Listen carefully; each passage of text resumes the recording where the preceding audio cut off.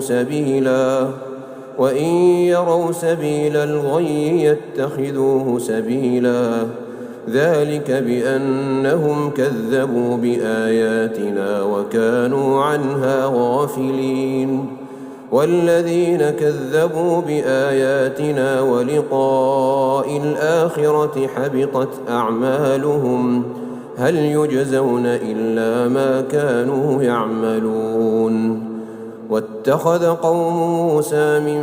بعده من حليهم عجلا جسدا له خوار ألم يروا أنه لا يكلمهم ولا يهديهم سبيلا